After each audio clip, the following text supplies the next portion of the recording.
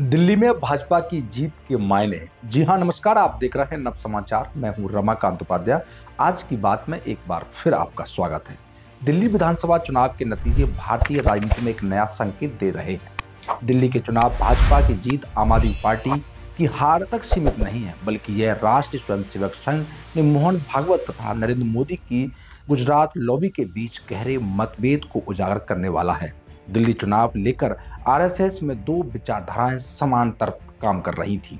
एक विचारधारा आपको दिल्ली की सत्ता में बनाए रखना चाहती थी। नरेंद्र मोदी और उनकी संघ की स्थापित टीम ने संघ नेतृत्व की इच्छा के विरुद्ध जाकर दिल्ली के विधानसभा चुनाव में चुनावी खेल अपने तरीके से खेला। गुजराती लॉबी ने जीत हासिल की है।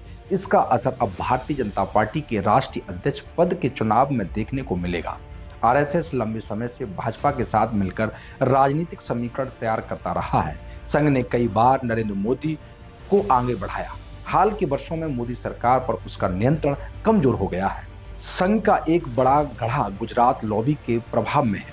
अडानी अबानी के प्रभाव में आई भाजपा अब संघ के पुराने ढांचे से अलग होकर अपने स्वतंत्र सत्ता स्थापित करने की कोशिश कर रही है।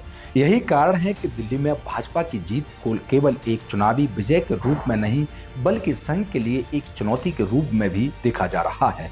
अन्ना आंदोलन को लेकर संघ ने एक बड़ी लड़ाई लड़ी थी। उसके बाद संघ की रणनीति थी कि आम आदमी पार्टी आपको संघ का एक अनुवांशिक संगठन बनाकर विपक्ष में रखा जाए। कांग्रेस को देश भर में लगातार कमजोर करते रहे हैं। भविष्य में भारतीय राजनीति दो ध्रुवी हो जाए, एक तरफ भाजपा, दूसरी तरफ आप हो। दोनों ही राष्ट्रीय स्वयंसेवक संघ के अनुवांशिक संगठन होंगे, जिसके कारण हिंदू राष्ट्र की परिकल्पना को साकार किया जा सकेंगे। प्रधानमंत्री नरेंद्र मोदी और गुजरात लॉबी ने इस योजना पर पानी फेर दिया है। आपको हाशिए पर धकेलने का काम गुजरात लॉबी ने किया है। गुजरात लॉबी अब सीधे संघ को चुनौती दे रही है। संघ के निष्ठावान कार्यकर्ता और अनुवांशिक संगठनों के बीच में पैसे का खेल करके भाजपा, जिस पर गुजराती लॉबी ने अपना दावा बना लिया है, अनुवांशिक संगठनों को भी संघ से दूर कर देने का काम किया है। विश्व हिंदू परिषद जैसे अनुवांशिक संगठन अब सीधे सीधे मोहन भागवत को चुनौती देने लगे हैं,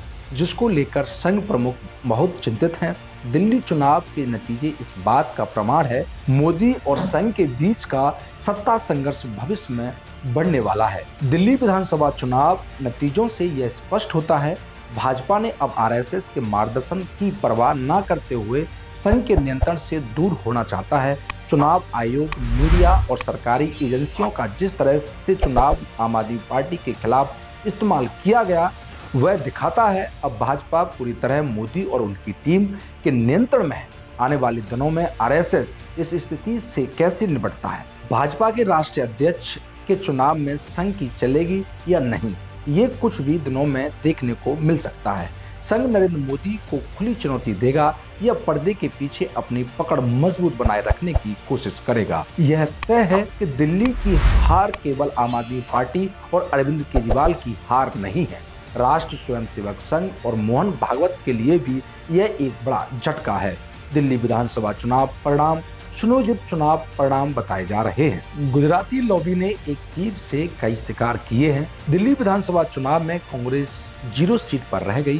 कांग्रेस वोट प्रतिशत में दहाई के आंकड़े पर भी नहीं पहुंची है। गुजराती लॉबी संघ के अंदर अपने अनुवांशिक संगठन जो लगातार उसे चुनौती दे रहा था, उसके हर तरह से खत्म कर दिया गया है। संपूर्ण देश में दिल्ली विधानसभा चुनाव जीतकर प्रधानमंत्री नरेंद्र मोदी एक नई भूमिका में आ गए हैं। संघ प्रमुख मोहन भागवत के लिए भी यह एक बड़ी चुनौती है। भाजपा के राष्ट्रीय अध्यक्ष पद के लिए यदि गुजराती लॉबी अपने पसंदीदा व्यक्ति को अध्यक्ष बनाने में सफल होती है, तो ऐसी स्थिति में सबसे ज्यादा खतरा संघ मोहन भागवत और उनके समर्थकों को हो सकता है। राष्ट्रीय स्वयंसेवक संघ अपनी विचारधारा और अपने अनुवांशिक संगठनों को नियंत्रित कर पाना उसके लिए भविष्य में संभव नहीं होगा। दिल्ली विधानसभा के चुनाव परिणाम से भारतीय राजनीति में नए समीकरणों की शुरुआत हो चुकी है। भविष्य में एक परिणाम क्या होंगे, इसका क्या तरह तरह के संदेश उत्पन्न हो रहे हैं। राष्ट्रीय स्वयंसेवक संघ अपने 100 वर्ष की यात्रा पूर्ण करने जा रहे हैं। यही समय राष्ट्रीय स्वयंसेवक संघ के अस्तित्व के लिए चुनौती के रूप में सामने आ रहा है। तमाम ऐसी खबरों के लिए हमसे जुड़े रहें। देखना होगा कि अध्यक्ष कौन बनेगा और मोहन भागवत की कितनी चलेगी। नमस्कार।